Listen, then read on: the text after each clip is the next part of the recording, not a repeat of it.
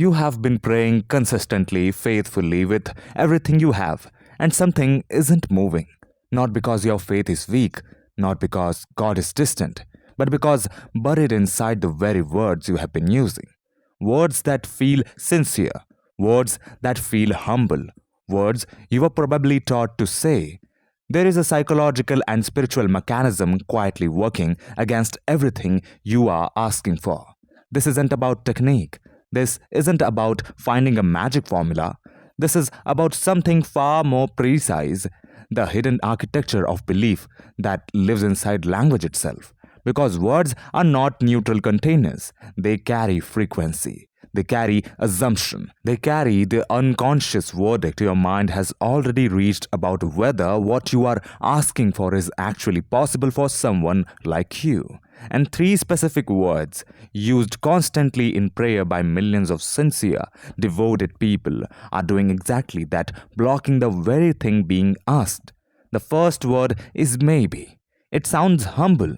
It sounds appropriately uncertain, non presumptuous, spiritually modest. Lord, maybe you could heal this.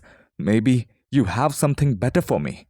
But embedded inside maybe is a verdict the mind has already quietly delivered.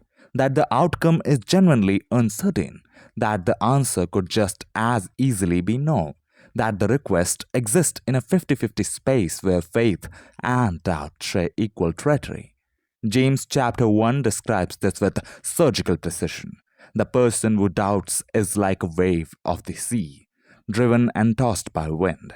And then it says something that most people read past without stopping.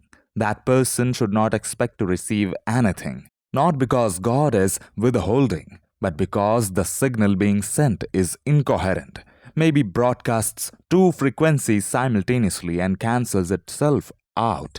Certainly isn't arrogance. Certainly is the language faith actually speaks. The second word is worthiness. Specifically, the constant declaration of your own unworthiness. I know I don't deserve this.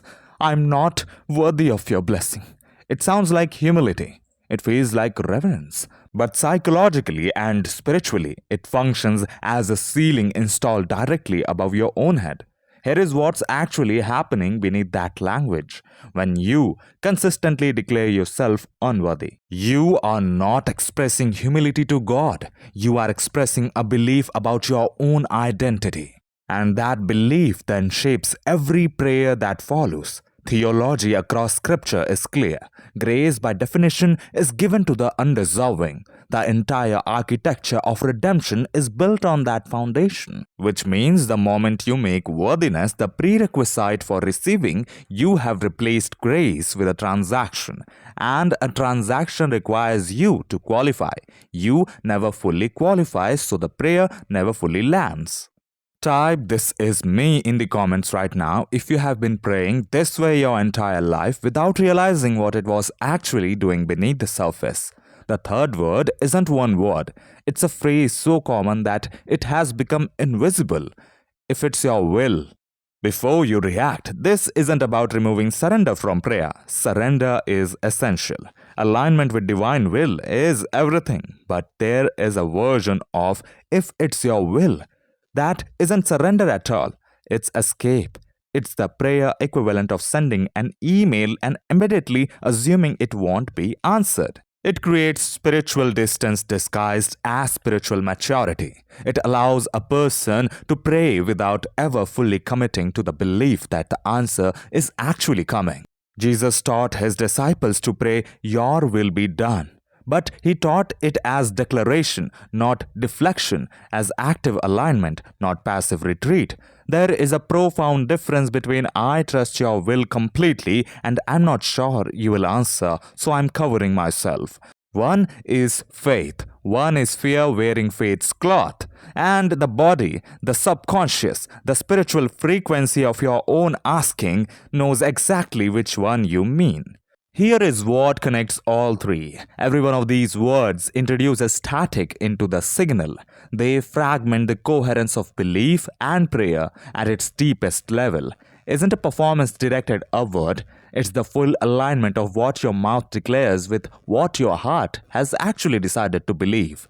The most powerful prayers in Scripture share one quality: they weren't polished, they weren't theologically perfect, but they were decided. The person praying had already, somewhere beneath the words, made a choice about what was real, and that decision, not the vocabulary, not the length, not the eloquence, is what moving things. Your prayers aren't failing because you are not doing enough. They may be carrying words that are quietly doing the opposite of what you intended.